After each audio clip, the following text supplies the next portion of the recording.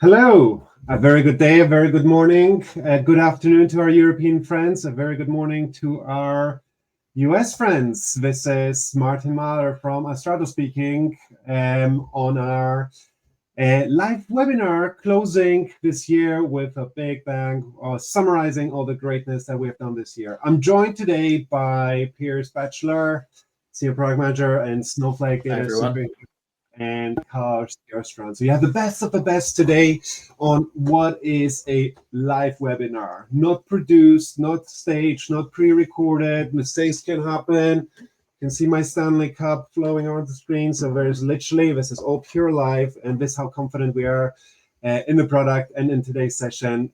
So we're very, very excited today to, speak to you, show you what we've done, what we've worked on, and hopefully we will see some engagement in the chat. We had a few attendees, which is very, very exciting. So today we'll get started. We'll jump the people in and out as they take over and they show their respective cool things. And then we will end up with a short summary. And I'll be the first one to present. And then we'll see over with Karl talking to you about actions and Piers showing you exciting things about Gen AI and what else can be done to accelerate your time to insight, but as well, time to dashboard with a BI Copilot. I know he's smiling. So with this, I'll get started. I'm very excited to have you on board, and I'm pretty sure you can see my screen. So with this, let's go. So obviously, a lot of you already worked with us and know us, but for those of you for the first time logging in, and what is Astrato, what is it all about? I know you've read the website, but in short, we are a cloud data analytics platform that is solving a new, interesting problem that is happening and is being accelerated, which is movement of data to the cloud. And we're all familiar with the Snowflake, Databricks, BigQuery, and other data warehouse or data store vendors. But the reality is data is accelerating in a pace like never before. Enabled by the hyperscalability of the cloud, we're seeing that the data volumes are exploding, new data types are being captured, and generally it's becoming a lot. But the problem is, how do we bring that to the fingertip of the end users? And this is where typically BI comes into play. However, the existing BI incumbents, I'm not going to name them, but the leaders in the Magic Quadrant and Gartner have all been built 15 years ago for a paradigm that lived in the on-premise world, and today have technological limitations that are not geared for the needs of the cloud. So in-memory BI, extracts, are limiting factors. And the second aspect that I think is equally important, not just technologically, but the second aspect is that with the new data volumes that are exploding, we're seeing more and more demand for data like never before. Organizations are becoming data-driven, business teams are becoming data-driven, but there's no longer a paradigm where you can have a centralized IT team or a centralized BI team that is building all these analytics for the end users within organizations. So self-service BI has become more needed than ever before in the history of data. And this is what we're doing with Astrato. We have, first of all, built a groundbreaking live query engine that translates charts, visualization, clicks, and filters into efficient SQL that is being executed at Source and Snowflake, which means it opens up a whole new benefit of in the cloud that was never there before. Small data, big data, real-time data, as well as new workloads that are enabled in Snowflake, such as Python workloads and more.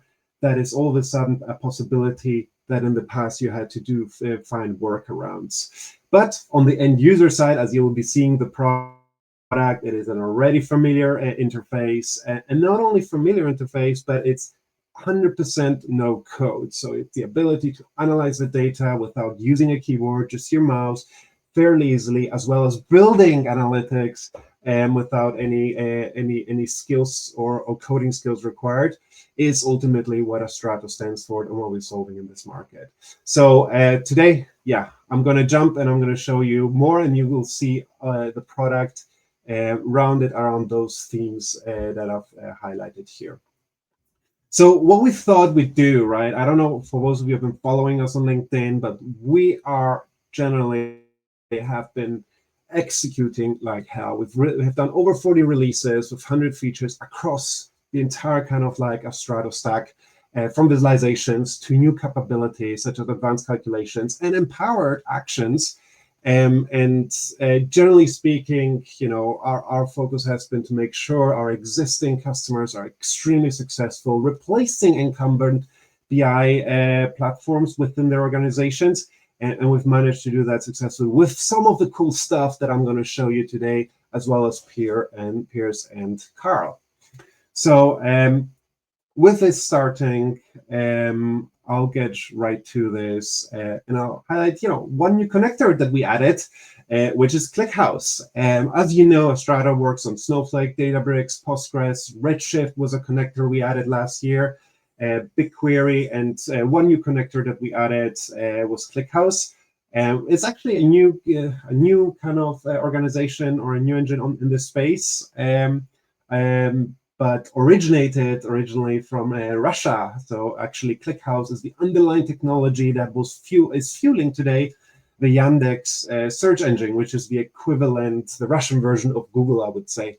So quite interesting, very, very fast for very certain use cases, and Astrato just works on it using our SQL live query engine.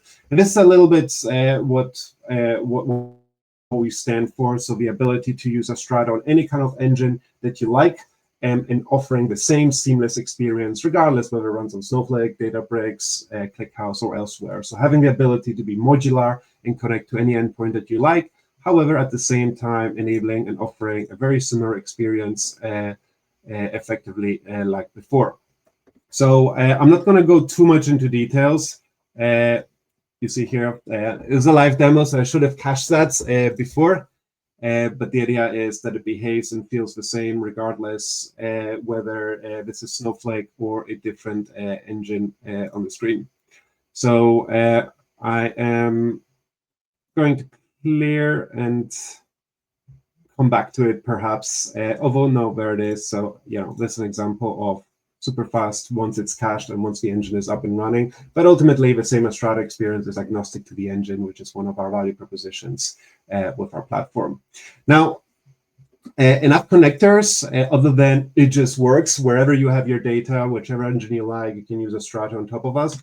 But I think where it comes quite exciting, having obviously worked in BI and visualizations for my entire career, is that we've released 7 new visualization types that I'm going to walk you through and show you.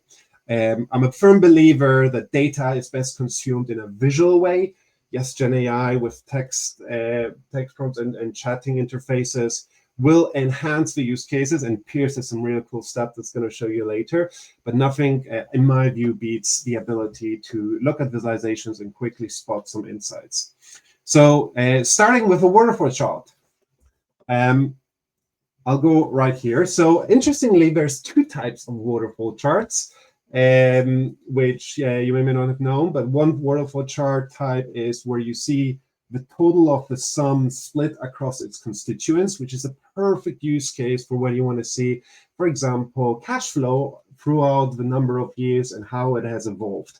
So as a waterfall, you see it is dropping and then it's increasing in 2024, but you also see our current total position, which is the aggregate of all the previous periods. Now, it's great to see, the little constituents across the different kind of years, but combine that with traditional analytics and BI, you'll have the ability fairly easily to, click into one of these, for example, 2024, and drill down further. So now you see 2024, and then we have the 3 quarters throughout the year, and you see exactly how cash flow has evolved throughout there.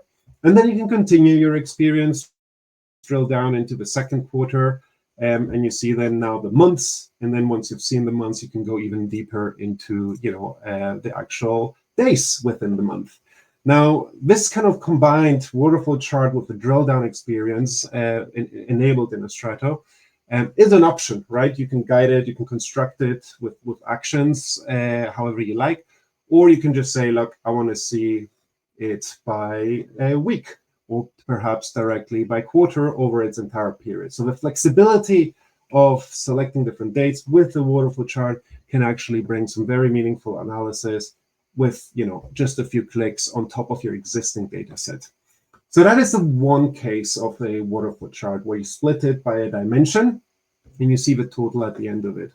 The other one is a little bit more technical. It's a combination of metrics, and that is quite pronounced in the finance world, where you want to see a P&L, for example, split out to its constituents, and then ultimately see after everything how much is left. So here you see we have a collection of different measures versus dimensional values, which was a previous example. And you see exactly how the P&L is evolving and becomes, from gross sales minus discounts minus cost of sales ends up actually in the profit area. And this is beautiful because it's obviously in combination with analytics, highly interactive. So as you select different regions, obviously the data is updating to reflect the selections and the filters that you've made. So almost you can have a full permutation of different kind of mini P&Ls and see actually which products, which regions are driving better results than others. Now combine that so one interesting case of finance is of course understanding the current set, but the other one is also what are some of the key drivers that I need to change in our P&L to ultimately affect the cost and ultimately get to my target profitability. So combining this with variables and sliders in Astrato, it can become actually a very, very, very useful solution for anybody to come in here and say, well, if we changed our gross sales by 40%, how would that impact our bottom line? Actually, would I increase the cost, for example? So you can see it immediately visualized in a waterfall charts whilst doing the what if simulations around some kind of thesis that you want to do to ultimately have a key driver impact analysis implemented very, very, very simply, right? So just some variables controlled over a slider and visualized quite neatly in a waterfall chart that shows you, the sum of total and totals in between, right? So you may just more interested to see the profit, but maybe the gross profit or maybe the net sales. So that's on the waterfall chart. Obviously, and Piers is going to show you this application in more detail later, but you can also neatly visualize, how many people we have added throughout the year when we have reduced them. So for HR analytics or inventory management, it can also be a nice little additional visualization that helps with context to consume the data that you're seeing on the screen. So that's a waterfall chart, right? Extremely powerful. I think one of the most popular ones after a bar chart. Now, continuing the journey, I think one that actually had nearly the most success on social media, it's visually extremely appealing, is our flow diagram or Sankey chart, which you can see at the bottom left. So it basically is a flow diagram that shows you how a given metric is splitting through a set of different kind of dimensions to identify, interrelationships between the data set that is visualized based on the metric and the volume that you have selected. And it's also fully interactive. You can drill into it, you can select the values directly. So it can become a way for you to visualize your data, or it can become a way for you to also select it and analyze insights directly as you see them in action. So one more attempt, hopefully it should work perfectly fine. There you go, right? So coming back to why I believe visual analytics is so important, it's because the eye in a human can spot trends, can spot insights in a way very, very quickly that are quite interesting and can immediately select them where they are. And I think this is something that, is valuable on its own and will never be replaced. If anything, it will be enhanced. And a similar kind of like Sankey chart we have here this is one of the examples that we have on our data gallery, where we see the Olympic Games medals, how they have been broken down against different kind of Olympics. So a nice little way to visualize very easy a data set that typically comes in multiple dimensions and categories, and allow people to explore it interactively as part of a guided analytics experience. So I think the only other way I'll be able to visualize the data set in such a way, I think, is a pivot table. And a pivot table obviously doesn't show you the big picture, it shows very nicely the low level, information, but Sankey chart, maybe in combination with a pivot table, is actually super, super powerful for visual exploration. Now, as you're seeing on the screen here, we have various other visualizations as well. The next one on the list that I'm going to talk to you about is our distribution chart, which is this diagram here at the top. A little bit like a bar chart, but it's not a bar chart. It's a distribution chart. It actually shows you within a particular category, in this instance within USA, how many medals they have won at different Olympic Games in the history of their kind. So you see actually, not just the total, but you see there was a period on certain kind of competitions where they actually didn't win as many medals, but then also, they won a lot of medals, if not the most medals ever. That was in 2024. So that's actually quite interesting because the data all of a sudden gives you a new picture to understand, hey, there's some volatility going on here for certain kind of countries, or other ones which are a bit more concentrated in their performance and consistent, right? And if I were, for example, to click on it, this is where you can actually explore your data in more interest. You see here that this is Winter and Summer Olympics combined.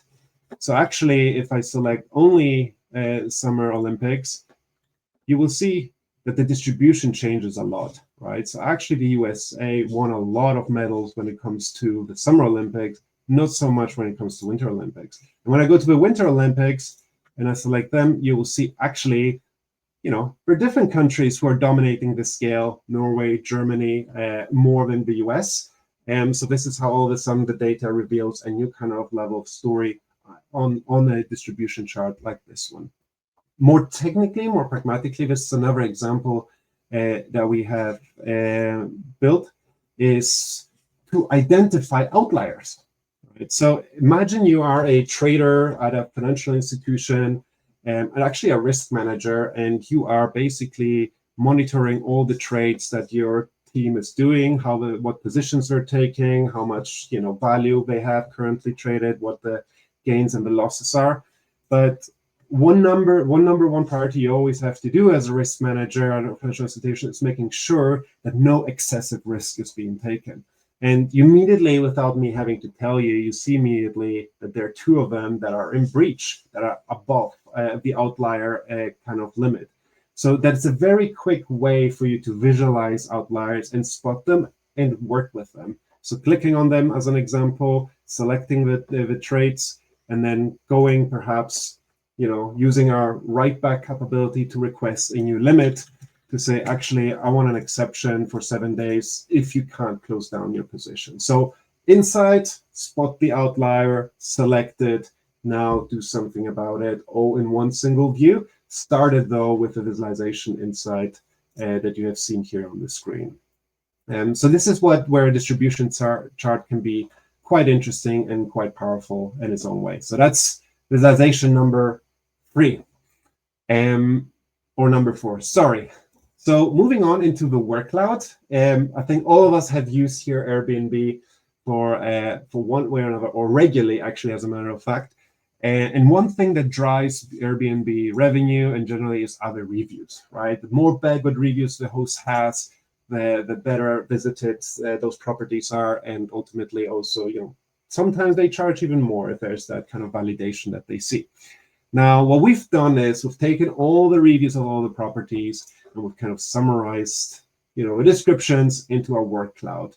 And unsurprisingly, because, we're looking at Airbnb data in Boston, you'll see that Boston was the most common keyword that came up. But you see also apartment, location, clean. So generally speaking, it looks like people are quite happy who are staying in Airbnbs in Boston. So the general sentiment is overall positive. But if there's something that you spot in here, a keyword that is interesting that you might want to drill down a little bit more, is, for example, I like cozy, right? It came up, a few times. You can select it actually, and then it filters down and updates all the properties in your view that have been classified in a description as cozy. So it almost allows you to, see an overview of the most common words, but also click something, drill down, and use that as a visual way to explore your data, alongside, of course, the table, the map, which we're going to speak to about quite shortly. So next visualization on the list is a Meko chart. Now, I'm going to use the most common example, the most prominent kind of data that is at the moment probably at the forefront of a few of you, if not a lot of you, which is Bitcoin and cryptocurrencies. So before I go and I tell you the story, let's look at it a little bit from a BI and data visualization perspective. I have the data on the right-hand side. You can see here we have the different kind of cryptocurrencies. They have been classified being meme coin or AI based or even exchange token, and they have a symbol and they have some kind of metrics associated to them. So today, the only way to consume the data is in a table. You can look at it all together. You can, of course, do your analysis, maybe a bar chart, and build a dashboard around that. But taking that table, you can actually visualize it in a much more intuitive way using the Meko chart here on the left-hand side. So this is using the price change over the last 24 hours. By the way, this is not up-to-date data. In this instance, it's not live data. And you can see the highlights, which are the ones that are immediately have increased the most across different kind of sections. And you have the same kind of a similar second Meko chart, which is here aligned by my market capitalization. Right? So it might be that something has changed a lot, but if it is a small market cap, it may not be as surprising in that instance. So it allows you not just to see everything organized in a neat way, but also you can explore it. You can click on Dogecoin here. You can see 25% increase, but it also has a small market cap. If I click on Bitcoin, inverse, big market cap, the price change was just small in this instance. And you can see you can explore the data quite intuitively and drill down and see points of interest that are most relevant to you. And you see I'm combining two Meko charts with the chart, and then ultimately drill down in the point of interest that you like, and then see the full details on a table that sits ultimately next to you. So quite versatile, and I think in a very effective visualization to replace a table view, which obviously will remain at the forefront, but you can enhance it with a more visual object that allows to explore the same data in a much more, I would say, human way, I believe. So these are the 7 visualizations types that we have released. Just through, recap: word cloud, distribution chart, waterfall charts, Sankey chart, and Meko chart. But wait a minute, I forgot the radar chart. So instead of showing an example of a radar chart, I'm actually going to build one live. So this is what I like doing a lot. So let's take this example here. So this is a dashboard that I showed you earlier with the Sankey chart. And now I want to change maybe one that I don't like the custom LTV matrix that does not have any value. I want to replace it with the radar chart. So the way to do this, and just generally, this is how easy it is overall to build Astrato. You see all the visualization types that you have access to, which is plenty. So it gives you a lot of flexibility.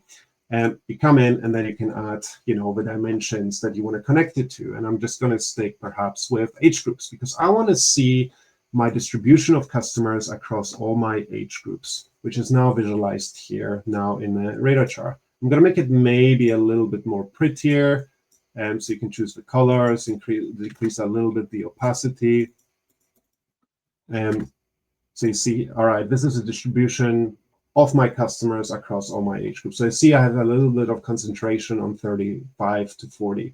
Now, of course, we sell into different markets. So the second idea would be, well, maybe I have different customer profile distributions in different markets. So in this instance, I would then add customer country, as my second dimension. And I would swap them around because I want to see age distribution by it. So I've now reordered it.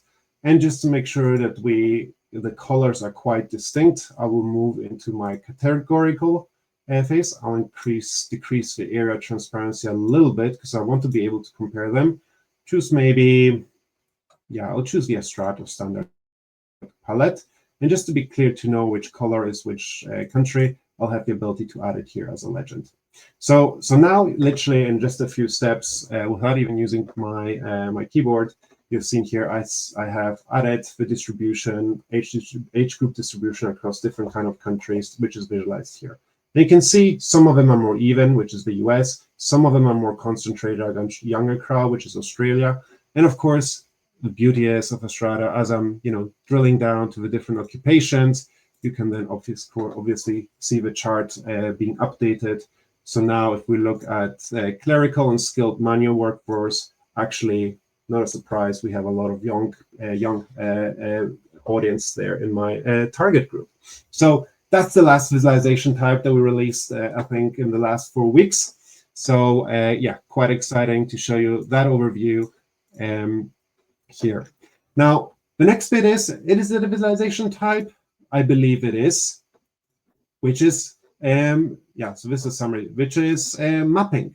So I think geospatial analytics is super important, not just to be able to target your audiences, but being able to visualize geographies quite nicely is, especially for sales and marketing channels, actually very, very important. So we have a very flexible mapping visualization that has either point layers, allows you to cluster, show your heat map, and by using an image in combination with the rest of these map types, you have the ability to actually create a nice little floor plan that I'm going to show you now as well. So I started off with the Airbnb example. You see here, these are the different kind of areas in the Airbnb in the Boston section. So everything is clickable. If I want to see a different neighborhood from a different angle. So it's obviously a great way to kind of visualize where are those listings? Are they far away from the airport? Are they close to the airport? And map it, by number of listing or number of price. And I think unsurprisingly, the more central you are, you will see here, a higher price point. But there's many different ways how you can visualize maps. So it could also be a heat map, right? So you see actually there are two kind of concentration points around center, which, I've been to Boston once, but maybe the audience here knows more, but you can drill down and see actually over here, there's a lot of interested, a lot of Airbnb listings that people are interested in. So that seems to be one concentration, and then of course central over here as well. And in Jamaica Plain, and maybe there's a different type of properties there, but ultimately very great way to visualize these kind of concentration points using a heat map. And you can do that on entire landscape, on the entire US if you want to. So there's a lot of flexibility where and how you visualize it. Now, where it becomes quite interesting, and I alluded to in my Airbnb example, are so-called segments, right? So within Boston, we showcase the different kind of neighborhoods. Here we have different kind of states. And the beauty is that we are loading SVG kind of definitions via Snowflake into Astrato, which means that you have the ability to create your own kind of segments to the definition and the specification that you like. So one example is if somebody is ultimately, actually, I don't like having US states as a segmentation. I want to have for my sales team to focus on the South. So I can select a few kind of states here, and I can say, well, actually, I want to bundle them together. So this is where we allow you using Writeback to create a custom region. So I will call this Martin's sales territory, and I will hopefully save it. Here we go. So this was now included. So this is now Martin's sales territory alongside the rest of the states. So I've bundled them interactively together, which again shows you the power of visualizing those territories, as well as being able to combine them on the fly with a lot of ease of use. So this is now Martin's sales territory. Yeah, a different kind of view around heat map. Just to reiterate, again, there's different ways how you want to visualize it, and the flexibility behind the scene is what makes it all possible with just a few clicks. Now, what is doing here, what is happening behind the scenes in a map is we're ultimately, if I were to go quickly into the edit mode and create it as a draft. So this is all live, by the way. This is not scripted. This is literally how your live using Astrato would look like and how easy it is. You will see that the map here is concepted out of different kind of layers. Map layer, which shows you, we're using OpenStreetMaps. You have, in this instance, a custom region. We have a shape layer, we have a heat map layer, so you can add any kind of layer that you like and define it using the different kind of settings that we offer over here, which is quite specific.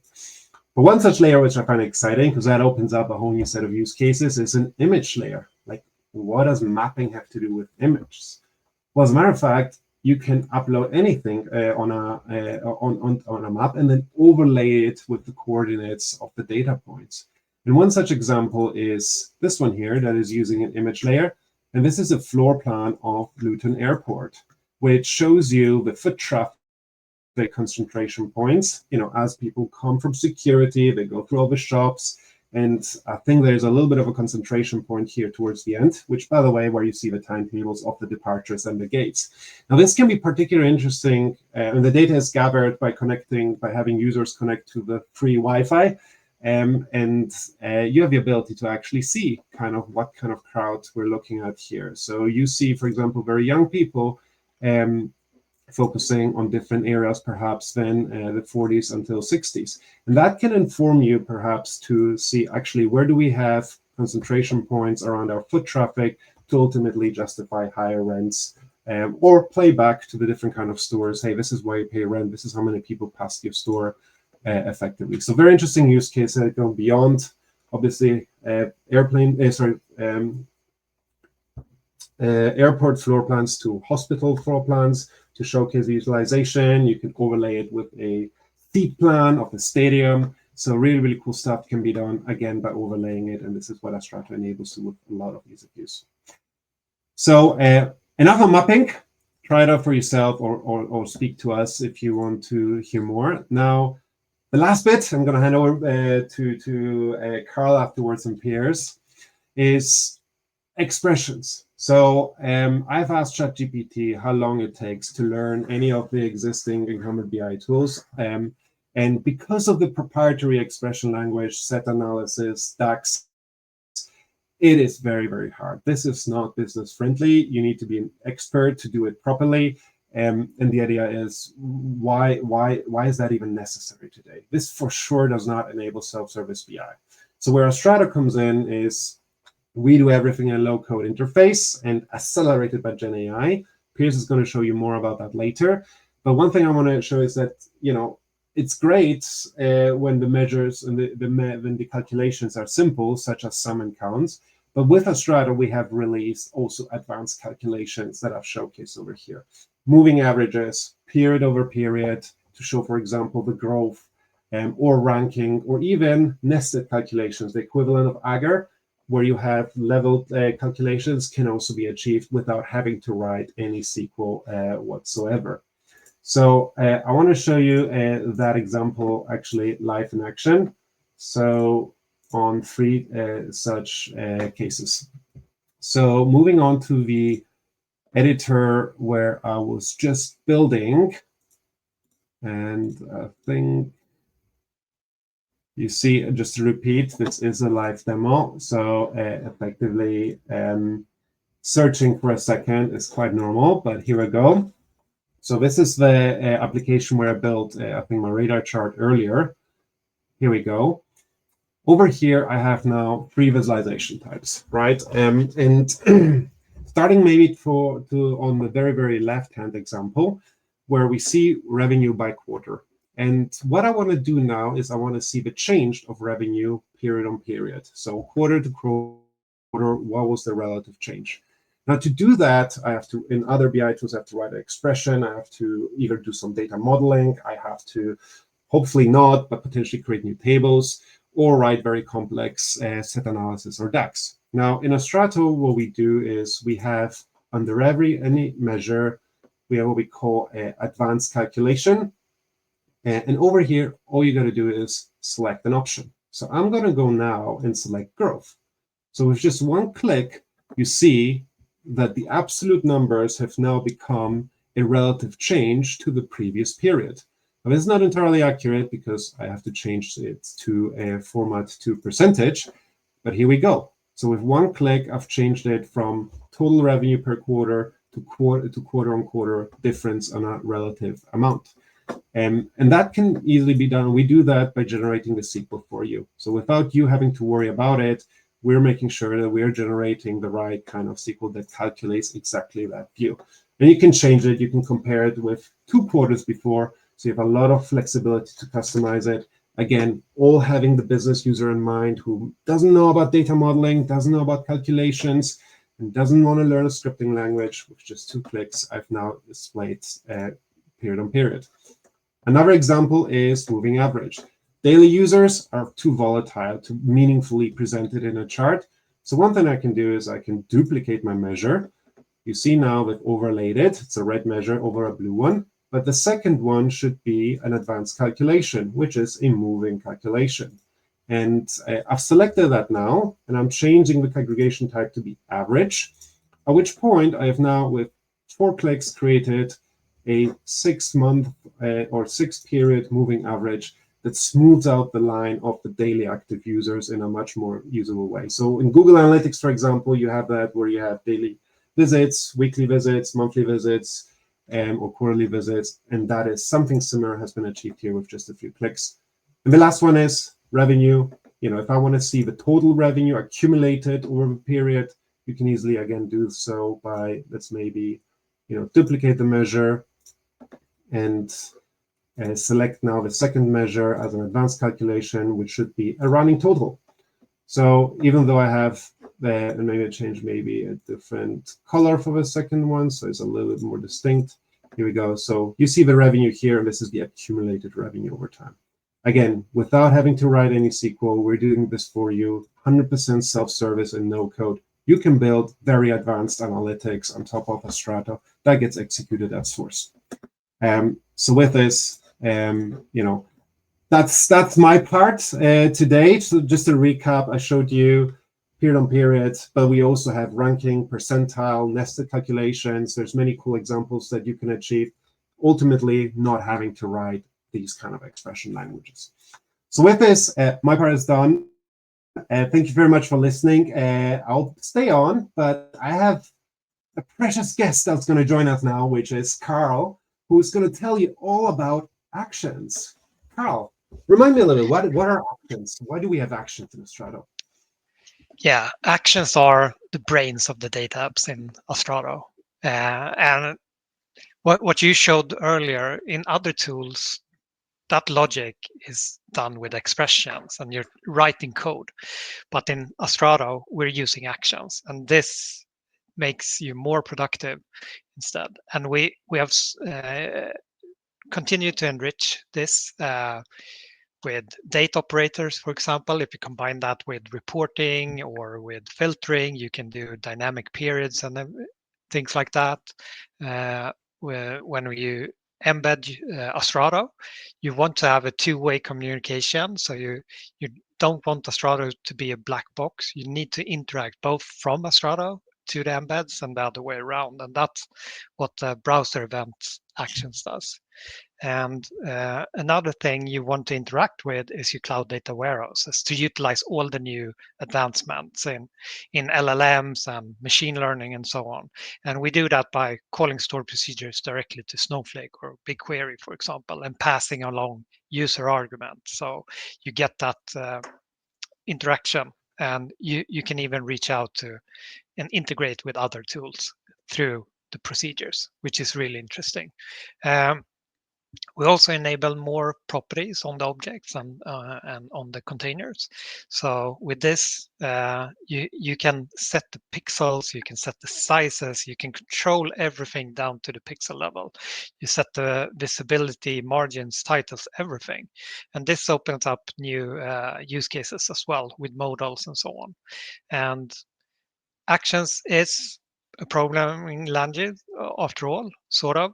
It's designed by Google and designed for kids to learn how to code. So what we also added is It can be procedures a programming language then. uh, to organize it a little bit better. We now have procedures, and this is just some of the new improvements that we have done, but we have a lot more and more coming. And one that I didn't mention is the PDF reports and the Excel reports. Those are really interesting, I think. The Excel reports are going to show a little bit on a on a live demo pretty soon, but it's one of those features that I've been amazed how quickly it's been adopted by our users. With like we enabled that on the beta for some customers, and they just started using it and sending out Excel reports. It's amazing, and that's, I think, because we use Excel. We don't introduce a template language or anything like that. It's But, if you know but Excel, you Carl, know how to do reporting. you got me excited. Show me actions live in action. Yes. So let's take a look at this marketing application.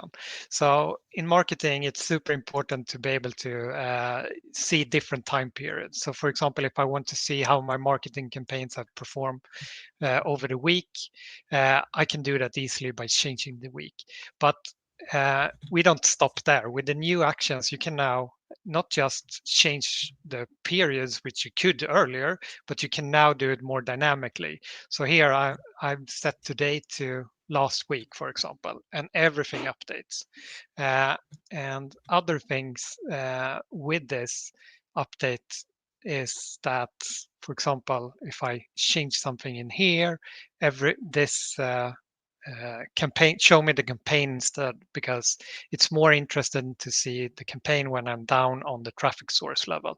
And if I clear that, the action reverts back to the funnel. Other things that we're added to be more productive and is linked objects. So for example, on this sheet, we have these KPIs, which are relevant on all the sheets, and this filter bar on top. If I go to the custom report, I now have the same objects. They are just linked. So I only have to maintain two sets of objects instead of having to duplicate. And if I want to make adjustments to one sheet, I also have to do that on the other one as well. So this helps a lot with maintenance and things moving forward. This calendar modal is also fully dynamic, so it's also a linked object. So imagine that I'm a different user with a much smaller size of screen, then I want that to be responsive. So I get the full calendar, even if I have a really small screen. So that's all possible with the new action blocks that control the object sizes and modals. If we go into our finance example here. So imagine you're the CFO and you're doing your monthly reporting, and you have this light workflow where you can approve different adjustments, temporary adjustments to your monthly numbers. So for example, this one, I don't want to increase the Snowflake budget, so I leave that. But taking a look at the comments that have already been passed, as a CFO, I have certain standards. So what we have done in this one, we have added Gen AI capabilities. So I could either, if I go into a new one, I can ask for example, this one that doesn't have a comment. I can go in here, I pass along the arguments from this row for the specific ones, and the LLM now suggests me a comment. So I have something to start from. So I can take a look at that, maybe do some slight edits and so on, and submit my new comment. And the other one that I showed for this one, maybe I want it to be improved. So maybe you have a multinational team, native English speakers or not all of them, like myself, and it can be super helpful to have Gen AI help you write those comments with a little bit better English, or correcting, for example, some spelling errors. And once I'm done with my reporting, I have comments on everything, all the temporary adjustments are in. I can now go in and create my report. So let's add a report subtitle here. In this example, I have the possibility to export this with the Excel reporting capabilities, which takes a Excel template, and then what Astrato does is that it's populated with data from the live data source that you're connected to. And you also have the possibility to do PDF export out of that Excel template where you get paginated tables, repeating headers, and so on, like all the good stuff from Excel. So if I could just share my screen, it doesn't want to show my Excel here. So we have to do that another day. Yeah, as Martin said, it's a live demo. So, but it's a very nicely formatted Excel template that we have. And if I go into a live demo, how to create a PDF report. So Astrato, as Martin has shown, it's pixel perfect. You can overlay your objects like this. So I have prepared a button here to initiate the report, and I have also a dynamic text object here with that is connected to my username. So I want to create a pixel perfect report out of this. So what I do, I go into this actions. I can zoom in a little bit so everyone sees, and I go into the reporting and I create my report. I want to have a input. So I want to have the username as input because I want to display that on the report so everyone sees who have created that report. So what I'm doing now is I'm adding a set variable and I'm setting the username, and I will use the report input that I'm passing along, username. And then after that, I want to take a screenshot of the report. So this is the most basic sort of report that I can do. But now I need to have the button click to trigger the report. So I'm adding the button click event here. So when the button is clicked, I will then download the report. So I will open the report and I will select my report, and here I have my username that I need to pass into this. So what I'm doing is I'm adding the get category one, which has a lot of nice features here, like some browser events, date and time, the workbook, the active sheet. But now I want to look at the current user. I want to pick the name and the full name. And now I'm ready with my report. So let's test it out. So this is the report I built. I go into preview. This is how simple it is. I'm clicking on my report and it will be downloaded shortly. So here we go. And as you see, it looks exactly like it did in my browser.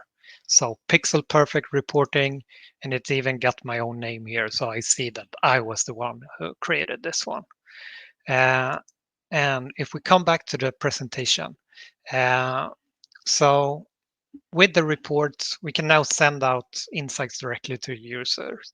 And these reports I've shown can be scheduled, or they can be on demand, as I showed here, or they can be distributed by email. And coming soon, we're adding alerts and conditional reports. So you can check every hour and check a condition. If it's fulfilled, then send a notification or send a report. And we're going to add Slack and Teams notifications to this. So you can have your alerts in there as well and not just email. So that was all I had planned. So over to you, Piers. Thank you so much, Karl. That's brilliant. And it just shows, right? Goes far beyond BI. This is now a data application that you're building with actions.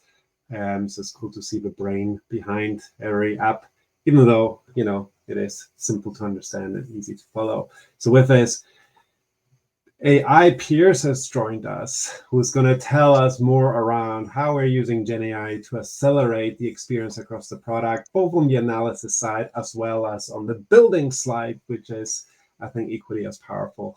So, Piers, the show is over to you.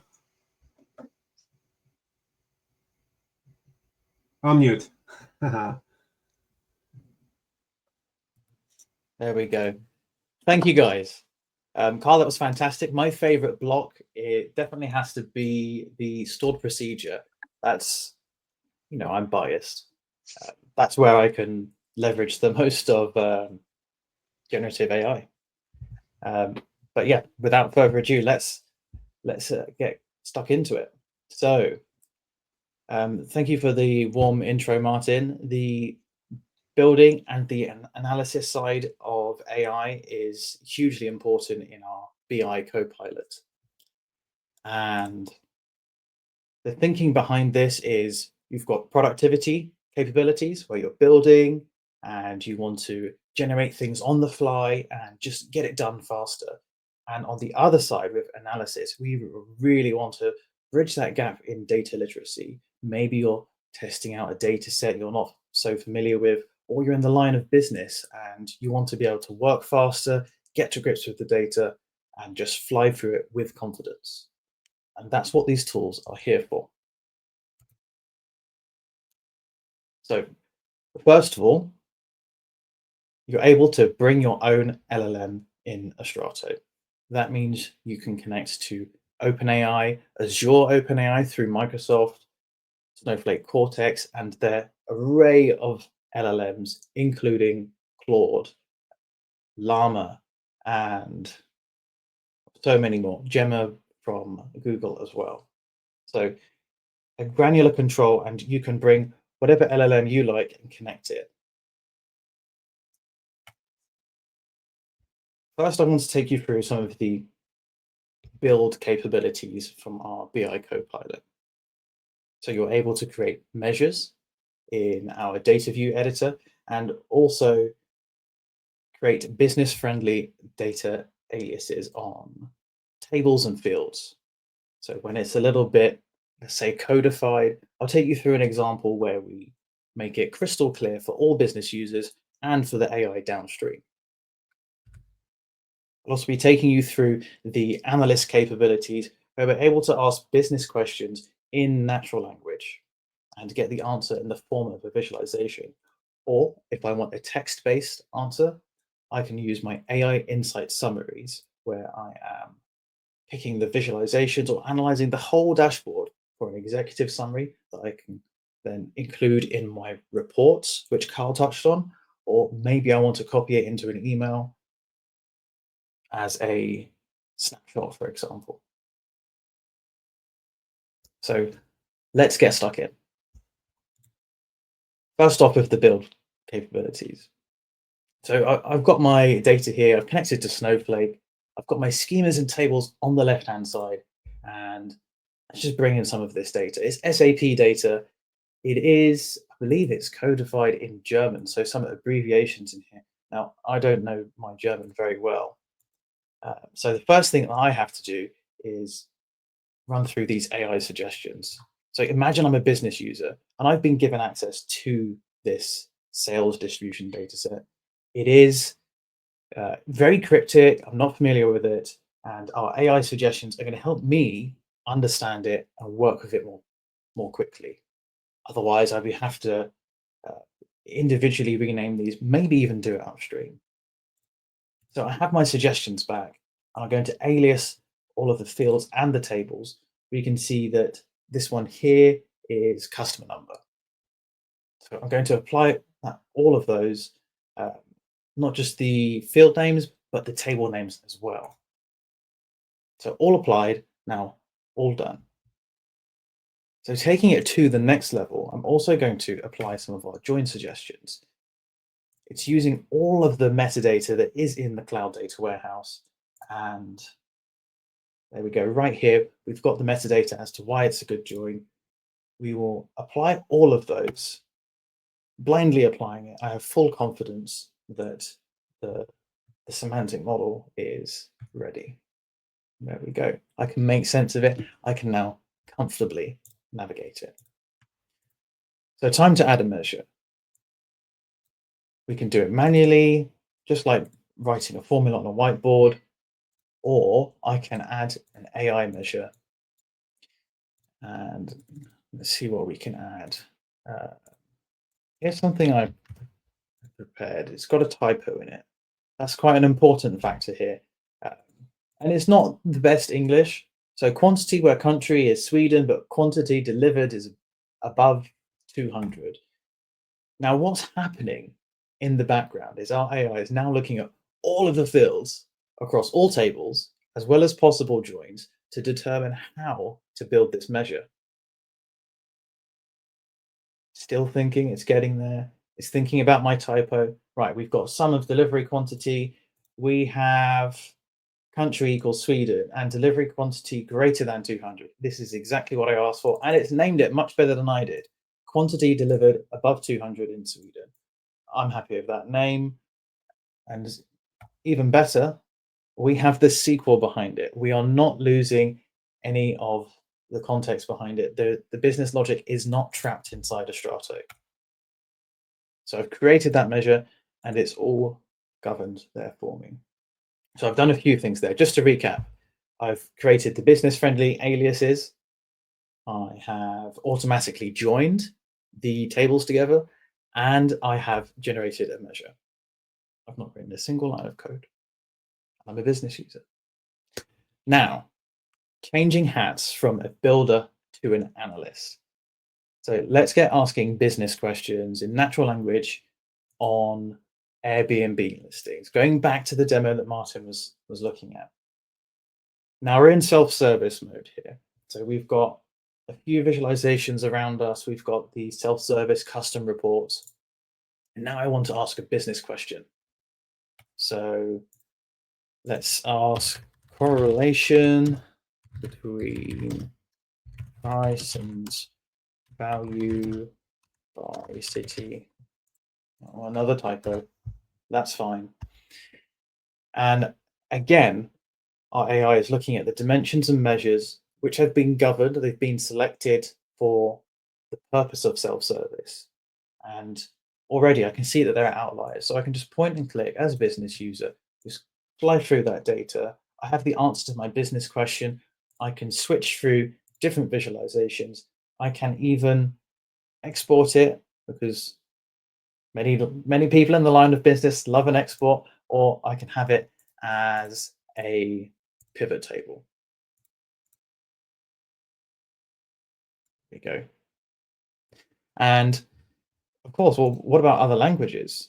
So we all know my German isn't that good, but I will give it a go. I think this should be, what are the top neighborhoods? Die besten Stadtviertel. There we go. So hopefully, fingers crossed, we should be looking at the top neighborhoods. And as always in Astrato, we'll be able to see the SQL that's generated behind this as well. There we go. There's the SQL behind it. It's a unique query of all of the metadata from the cloud data warehouse. In this case, it's Snowflake, rows scanned, and estimated number of credits. And here's the SQL. Fantastic. And as I navigate through the data, we have an AI summary. I need to run this preview again. Of course, a live demo. We have an AI summary that's built into the dashboard. We also have an insights advisor, and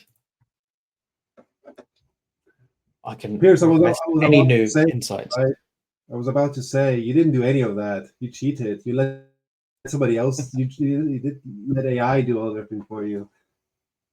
But it's really exciting, finally, how the product infused in Astrato can generally elevate the experience with new use cases, make it easier to understand data, interact with data, but also build data applications on top. And I think, Piers, you alluded to that at the beginning. We follow a bring your LLM principle. You know, is it OpenAI? Is it Cortex? Is it Gemini AI? You know, you host your LLM, you connect it to Astrato, and then it's infusing basically the end user experience. So all very exciting. I know we're overrunning a little bit, but I would like to do a quick run up. And thank you so very much, Piers, for everything.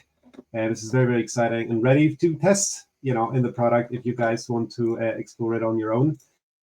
So it's kind of interesting, and I think you kind of see it a little bit with Astrato, that this is no longer dashboarding, this is no longer BI, this is no longer reporting. We see ourselves alongside Sigma as the new pioneers who are allowing you to build self-service data applications. Can be a dashboard, but it can also be a full-fledged, reporting solution, as Karl showcased, which exports to Excel, allows you to write comments, to interact with GenAI. So we're quite excited to be leading that space alongside Sigma. And of course, we're not done. Those of you who work with us quite closely, you know the energy that we have behind the team, how fast we go. So a very quick run through, especially for our customers who are curious to see where you're going, what's next.